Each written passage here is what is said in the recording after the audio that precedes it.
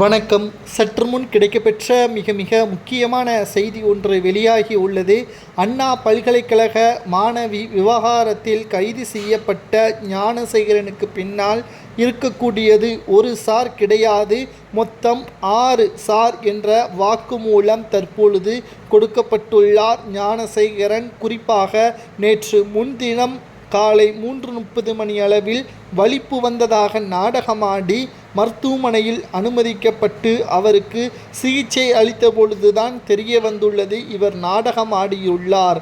அதற்கு முன்பாக அவரிடம் விசாரணையில் கைப்பற்றப்பட்ட தொலைபேசியில் உள்ள வீடியோவை காண்பித்து இந்த பெண்கள் அனைவரும் யார் என்று கேட்ட பிறகுதான் நாடகத்தை நாடியுள்ளார். இப்பொழுது உண்மை வெளிவந்துவிட்டது. குறிப்பாக 3 பெண் IPS அதிகாரிகளை கொண்ட புலனாய்வு விசாரணை இறுதி கட்டத்தை எட்டியுள்ளது. அந்த பெண்கள் அடங்கிய வீடியோக்களை கொடுத்தது யார், குறிப்பாக அந்த பெண்கள் குறிப்பாக யாருடைய கட்டுப்பாட்டில் இருந்தார்கள், கிட்டத்தட்ட மொத்தம் 6 சார் என்றும் தெரிவித்திருக்கிறார். இறுதி கட்டமாக சபாநாயகர் அப்பாவு அவர்கள் ஒரு வீடியோ ஒன்றை பேசியிருந்தார்.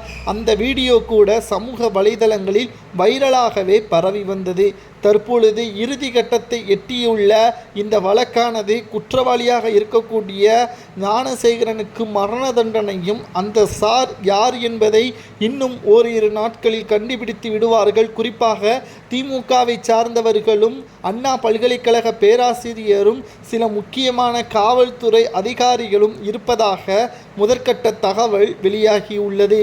ஏனென்றால் அண்ணா பல்கலைக்கழக வளாகத்திற்குள் யாரும் செல்ல முடியாது. மாணவர்களும் ஆசிரியர்களும் அங்கு பணியாற்றக்கூடிய வேலையாட்களை தவிர உள்ளே யாரும் செல்ல முடியாது.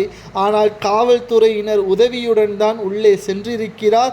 காவலர்களுக்கு பிரியாணி கடையில் வரக்கூடிய வருமானத்தில் பாதியை கொடுத்துள்ளார், பிரியாணிகளை வழங்கியுள்ளார் என்ற ஒவ்வொரு வாக்குமூலத்தையும் ஞானசேகரன் கொடுத்துள்ளார். அவரது வீட்டில் எடுக்கப்பட்டுள்ள பென்டிரைவர்கள், லேப்டாப்கள் போன்றவற்றை பரிசோதனை செய்த பொழுது பல பெண்களுடைய வீடியோக்கள் இருந்ததையும் தெரியப்படுத்தப்பட்டுள்ளது.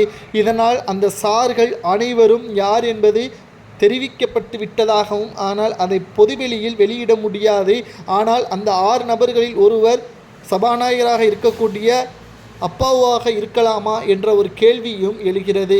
ஒருவேளை அவராக இருந்தால் அவரது பதவியை பறிக்கலாமா, அவருக்கு என்ன தண்டனை கொடுக்கலாம், உங்களது பொறுப்பில் தண்டனை வழங்கக்கூடிய உரிமம் கொடுக்கப்பட்டால் குற்றவாளியாக இருக்கக்கூடிய 6 சார் மற்றும் ஞானசேகரனுக்கு என்ன தண்டனை கொடுப்பீர்கள் என்பதை